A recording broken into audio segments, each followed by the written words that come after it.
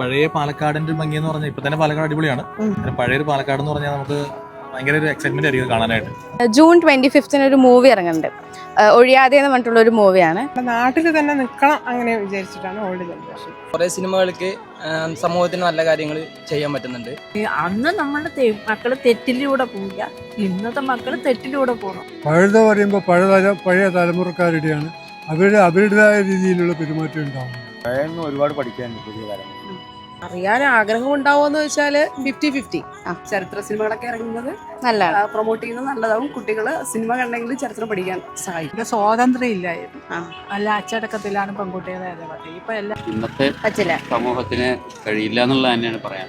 Movie പഴയകാലത്തെ movie ആണെങ്കിൽ ഒന്നും കൂടി വിജയിക്കാനുള്ള സാധ്യതകൾ. പാലക്കാടിലെ ചരിത്രത്തെ ആസ്പദമാക്കി ഒഴിയാതെ എന്ന് പറയുന്ന ഫിലിം റിലീസ് ആവുന്നുണ്ട്. ഗാന സംവിധായകൻ ബിജി ബാലൻ ആരംഭിക്കുന്ന സംഗീതവും ഫാറൂഖ് അബ്ദുൾ റഹ്മാൻ രചനയും സംവിധാനവും നിർവഹിച്ച മേതിൽ കോമലംകുട്ടി നിർമ്മിച്ച കേരളത്തിലെ 30 തിയേറ്ററുകളിൽ ഒഴിയാതെ എന്ന് പറയുന്ന സിനിമ റിലീസ് ആവുന്നുണ്ട്. അപ്പൊ മറക്കണ്ട, ജൂൺ 25.